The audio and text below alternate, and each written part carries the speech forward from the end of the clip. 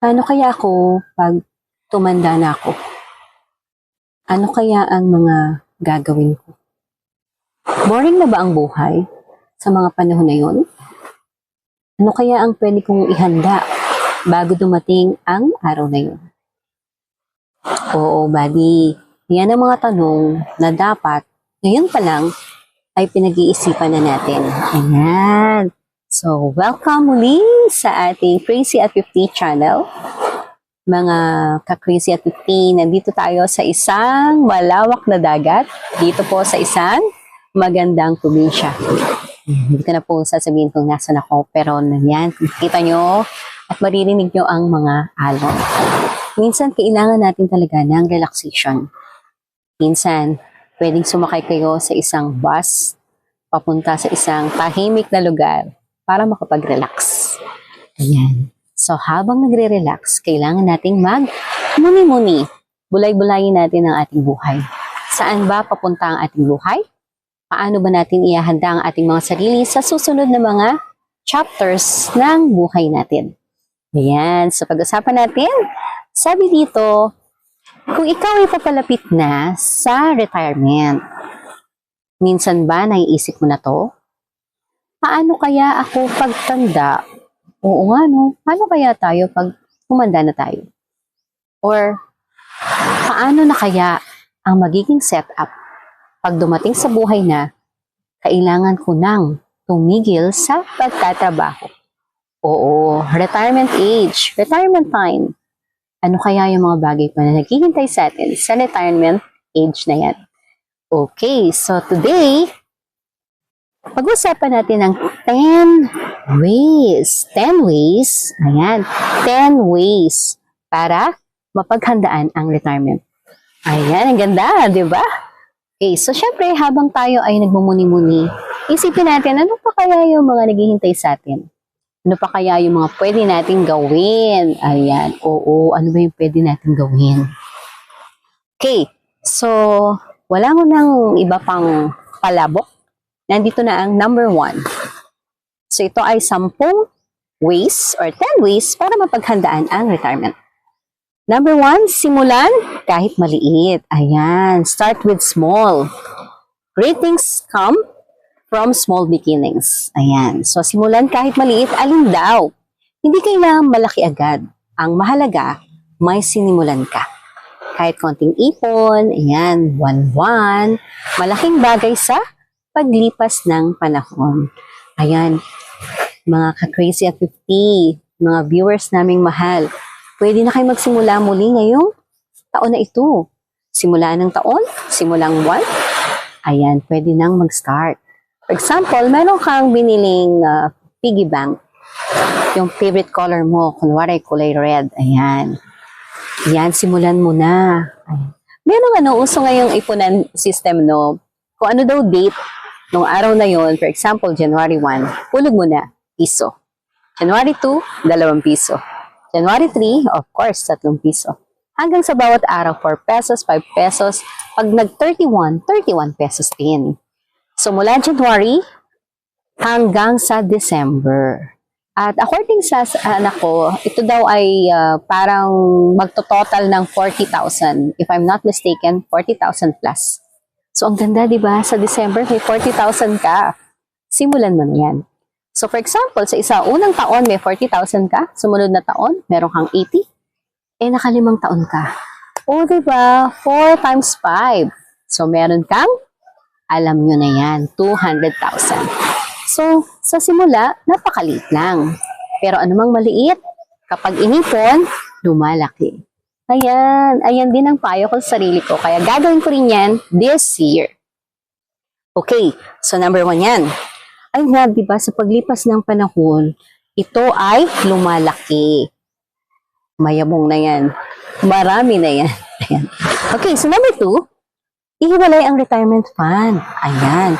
Huwag mong ihalo sa pera pang araw-araw na gastos. O wag mong ihalo or isama sa mga panggastos or budget bawat araw. So ito ay ipunin mo ng separate. Meron kang sari-sariling envelope or sari-sariling mga piggy banks or bangko mo sa pang-araw-araw. Ito naman ang bangko mo para sa retirement fund. At syempre, no, merong payo sa atin na kapag meron kang maraming hawak na money, parang sungka, no, ilagay mo yan sa iba't ibang mga butas or baskets. Do not put all the eggs in one basket. So, kung marami kang basket, marami kang pagkukunan. Mabasag man yung isang buong basket na may itlog, meron ka pang iba pang basket na may itlog. Ayan. Kung mawala man yung isang basket, meron ka pang nakasave na iba pang basket. Ayan, napag-uusapan ng basket. Naku, dito sa nature, ang dami dito mga basket, bamboo. Ang dami, ang ganda, ang ganda. So, nakaka-relax talaga. Okay, with number 3, alagaan ang kalusugan. Ayan, tandaan mo, mas mahal ang magpa-ospital kaysa maging healthy ang lifestyle. Tama naman. So, ayan, maglakad-lakad, kumain ng tama. Yung nasabi natin minsan sa isang video natin, no, sa Japanese, 80% lang ng kanilang food intake. Hindi kailangang sobrang busog na busog para itigil mo yung iyong pagkain. Pag 80%, okay na. Ayan, para mas mabilis ang pag-absorb ng mga kinain natin at mabilis din itong matunaw sa atin. Ayan. So, yan. At saka, syempre, hindi lamang sa pagkain, no? Ito ay kailangan din natin na iayos yung ating routine, ang ating lifestyle. Maglakad kapag gustong maglakad. Kumain ng tama. Ayan, sinasabi natin. At matulog ng sapat. Matulog ng sapat. Ayan, importante yung tulog. Magkaroon ng routine ng tulog. For example, na natutulog tayo mga 9 p.m. or 9 ng gabi. Kinabukasan, gigising tayo ng 6 a.m. Ayan, pwede natin maging routine yan. At syempre, kapag ka may routine ka na, alam mo na yung mga nakakaantok sa gabi, yun yung mga intake mo. Like gatas, chamomile tea, mga lavender tea, ganyan. Na nakakaantok pagdating ng before 9 p.m. Para yung routine at yung katawan natin, umaayon dun sa ating routine. Okay, so next, number 4. Ang bilis natin, number 4 na. Bawasan ng mga utang. I-organize ang pagbayad sa mga utang. Yan. For example, ngayong buwan na to, na-settle mo na ito. Susunod na buwan, i-settle to. Hanggang sa ma-zero in na lahat. As in, ma-zero in lahat. Ayan.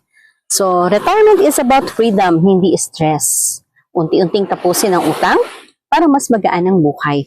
Pagtanda, oo, ang sarap, di ba, na mag-retire ng wala kang iniisip na kailangan mong bayaran, kailangan mong yung ganun, wala kang iniisip na ano pa mang makakapagpa-stress pa sa'yo.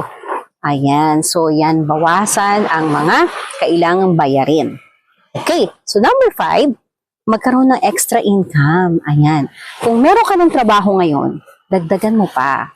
Pero yung sa kakayanin mo lang at kakayanin ng katawan mo. Kasi sobrang busy ka na, dinagdagan mo pa, biglang alam mo yon, marirealize mo sobrang hindi mo na pala kaya.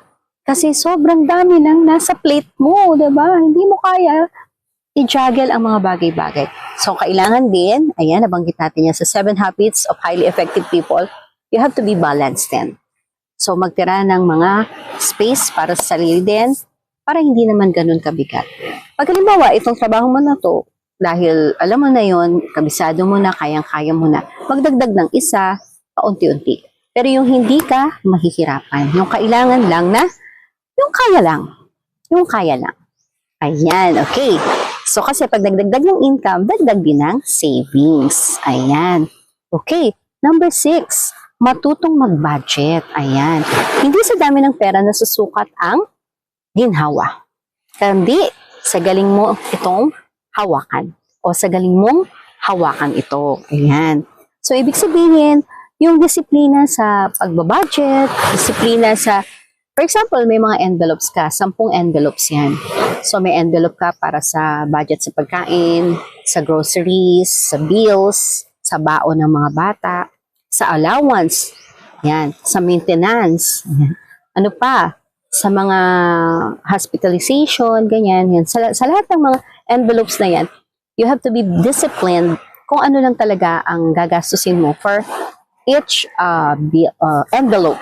For example, sa grocery lang yan. O, ito naman ay para sa ganito, iyan lang yan. So, yung disiplina na wag mong gagalawin yung mga bagay na para dito, tapos ilalagay mo dito, ayan, magkakaroon ka ng problema dyan. Okay. So, by experience, minsan no, may mga emergency, no, minsan may tinutulungan tayo. O, sige, kunin ko na muna to. Yan, maglaan din pala tayo ng mga ganyan. Halimbawa, kailangan mong tulungan si ate ng ganito o tulungan si bunso ng ganito. Ayan. So, kailangan mong maglaan ng mga pang-emergency din para sa mga gusto mong tulungan. Okay. So, number 7 naman. Mag-invest sa kaalaman. Ayan. Nabanggit ko na rin ito sa isang vlog. Mag-invest para matuto pa ulit ng mga pwedeng matutunan. Mga bagay na pwede pang matutunan natin. Ayan. Ano yan? Ako, marami, no? Maraming mga pwedeng paglibangan at pwedeng habang naglilibang ka, natututo ka. Katulad ng mga basic cooking, basic baking, ayan, digital crafting, or crochet, mga pwede mong paglibangan at pwede mong ibenta. Pwede mga digital course, pwede mga handicrafts, pwede lahat. Lahat ng pwede mong paglilibangan sa umpisa, pwede mo ring maging business. Ayan. Kung talagang meron kang kakayahan. At syempre sa ganitong bagay, kailangan mong aralin lahat. Aralin ang financial system, and then yung paano ka kumuha ng mga supply, at paano ka rin kukuha ng mga demands or mga clients. So yan, pinag-aaralan lahat yan. Pero, yan naman ay makakatulong talaga sa iyo para magkaroon ka ng additional income. Yan, so mag-invest sa mga kaalaman gaya ng, ayan, basic investing, savings and financial literacy. Knowledge is protection. So, anumang kaalaman mo, protection din yan at power. Ayan. So, syempre, hindi ka rin magpapascam. Alam mo na yan. Ako, nakwento ko rin to sa isang vlog. Diba? Maraming beses na po akong na-scam, naloko. Ayan. Marami na. Yung kapatid ko rin po. Ayan. Marami na. So, mag-ingat po tayo sa kanyan. Mag-ingat po tayo sa kanyan. Okay, number 8 naman. Ihanda ang tirahan. Isipin, saan ba ako titira pagtanda ko? Tahimik ba doon? Ligtas ba doon? At practical ba na doon lumagi? Kahit simpleng bahay lang, basta payapa. At basta sarili mo. Yung walang magpapaalis sa'yo, walang manggugulo sa'yo. Yung matutulog ka na mahimbing, gigising ka rin ng masaya ka na wala kang iniisip kasi, ayan, maayos ang lahat. Kumbaga naihanda mo lahat ito bago ka pa mag-retire. Okay, so number 9. Eto na, number 9. Alagaan ang relasyon. Oo. Retirement can be lonely kung wala kang karelasyon or connection, pamilya, kaibigan, komunidad, at kayamanan din yan. So, ibig sabihin, ang pinaka-kayamanan natin, no, yung pamilya natin, yung relasyon natin dyan sa ating mga mahal sa buhay, kaibigan, at komunidad, o mga nasa paligid natin sa panahon na tayo ay magre-retire. Kung uuwi ka ba sa iyong dating probinsya, uuwi ka ba sa probinsya ng napangasawa mo? Uuwi ka ba sa probinsya ng anak mo? Depende kung ano yung gusto mo. Or probinsya ng kaibigan mo, di ba? Or mag-stay ka lang sa dati mong bahay na malapit sa trabaho mo, pero gagawa ka ng mga pagbabago doon para kahit pa paano, maramdaman mo na nag-retire ka na.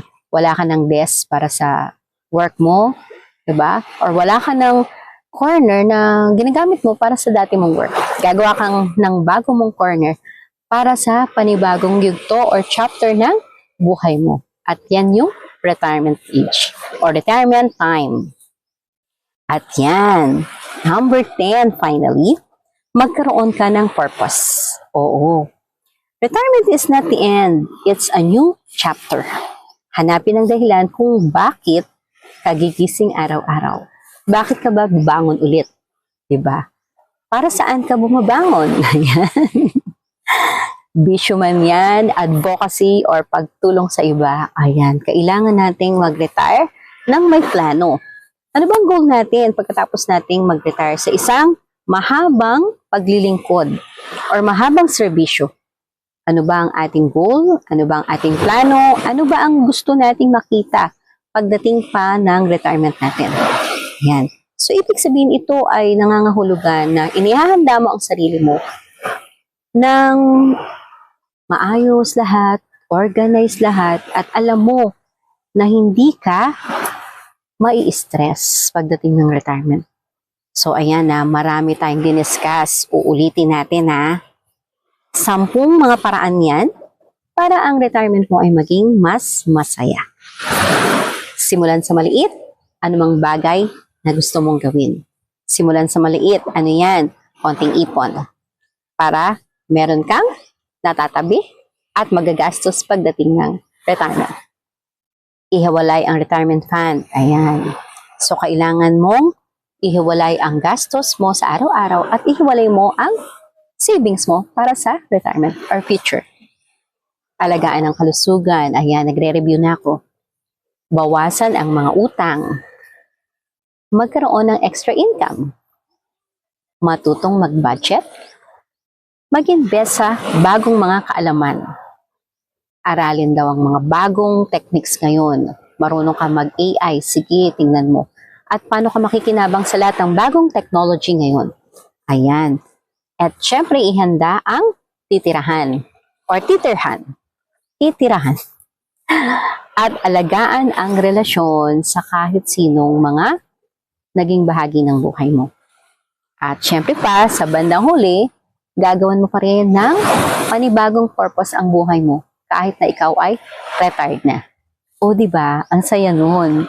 So, siyempre sa buhay, hindi pwedeng trabaho ka lang ng trabaho, diba? Parang, alam mo na yun, araw-araw, nakakapagod, na araw-araw. So, habang napapagod tayo sa pagtatrabaho, kailangan in a very silent way lang na meron tayong ginagawang plano. At sa paggawa ng plano, ayan, ang achievement natin ay, pagdating ng retirement, lahat yan ay naihanda na.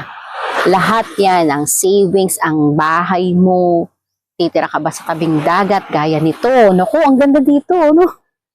Ayan, titira ka doon sa pinaka-safe na lugar kung saan tahimik, away from all the stress in the city. Okay. So, sabi nga, retirement is not the end. It's a new chapter of your life. So, dahil new chapter yan, panibagong bihis. Pwedeng dahil new chapter yan, panibago ang lahat. Pwedeng bagong lugar, bagong mga kaibigan din, or dagdagan mo lang yung mga dati mong kaibigan. Ayan.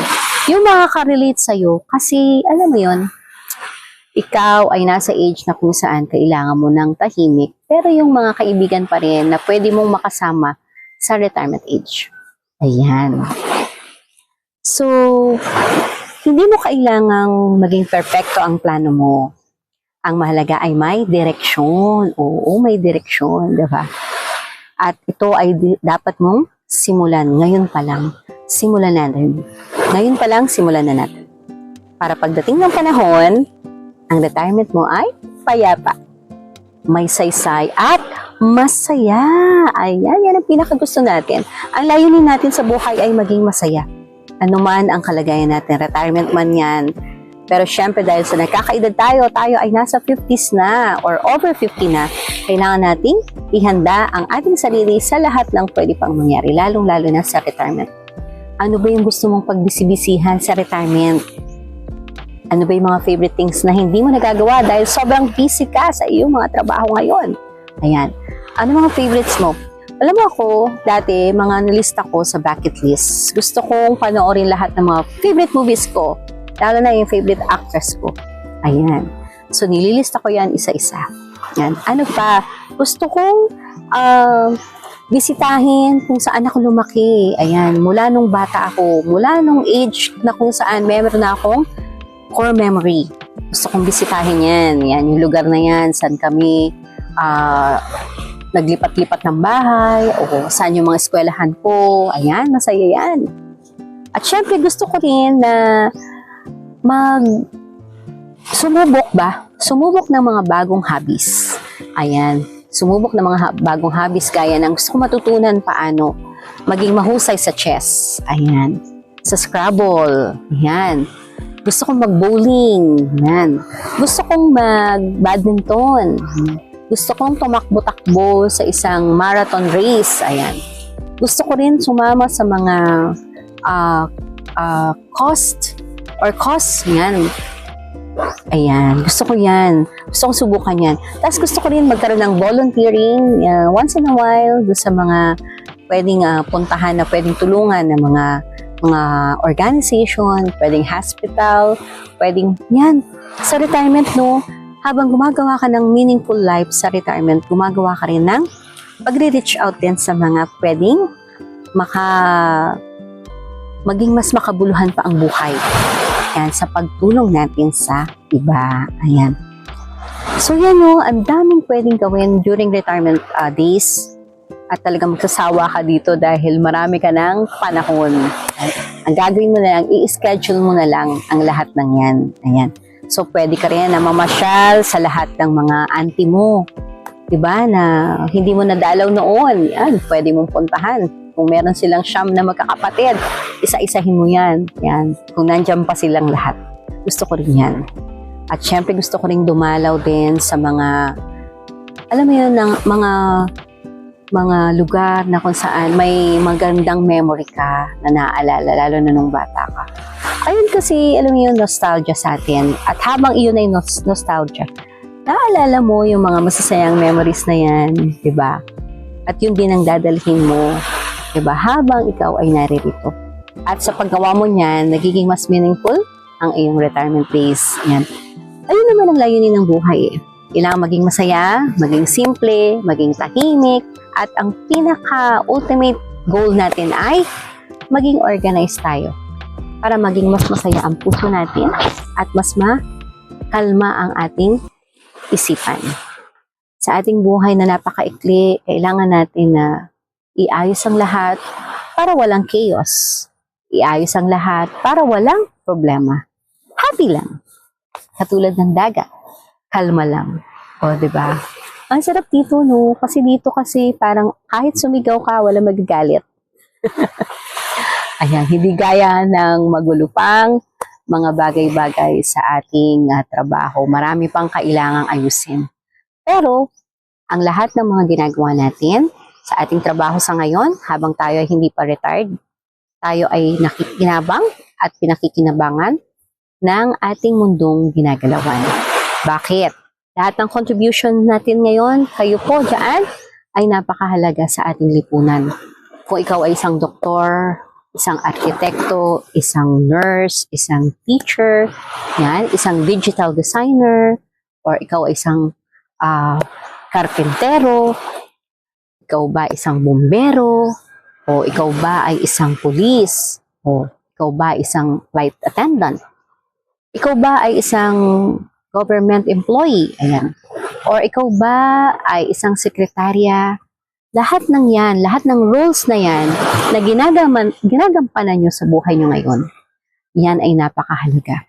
Kasi kayo ay tumutulong sa isang lipunan na kung saan kapag maayos ang serbisyo, masaya ang mga tao. At dahil maayos ang serbisyo na ginampanan nyo, pagdating ng retirement nyo, lahat naman yan ay maibabalik sa iyo. So, magitan ng isang regalo ng isang tahimik na buhay, pero masaya, di ba? Sa isang lugar na kung saan ikaw ay magiging payapa. Dahil masasabi mo na, uy, thank you po. Tapos na po yung aking paglilingkod at salamat po dito sa pahinga na binibigay nyo. Pahinga lang, ha? Hindi pa yung pinaka-ultimate na pupuntahan natin. Ayan. So, yan lamang po. Maraming po salamat. Alam nyo po, napakahalaga na tayo ay nagkakaroon ng maayos na direksyon ng ating buhay. Kahit na tayo ay 50 na or over 50 na, mas mahalaga na tayo po ay nagbibigay ng panahon, bulay-bulayin kung nasa na tayo, saan pa tayo papunta, ano pa yung mga gusto nating gawin, ano yung makakapagpasaya pa sa atin, para tayo sa huli ay masasabi natin na we make the most out of our life. We are happy and we are very contented kung ano man po ang ating naranasan sa ating buhay. Marami pong salamat. Ingatan niyo po ang inyong kalusugan. Sa tuwing na lagi pong sinasabi, inumin ng vitamins, ang supplement, pagkaroon ng maayos na diet. At sa pagkakaroon ng maayos na diet, syempre pa maayos din na tulog. Ayan, mag-exercise kung may kakayahan pang mag-exercise, maglakad-lakad, or tumakbo-takbo pa kung gusto nyo. Ayan. At sa huli, wag po natin pababayaan ang spiritual na kalusugan at relasyon natin sa ating may kapal. At sa huli, stay maganda inside out. Thank you! Bye-bye!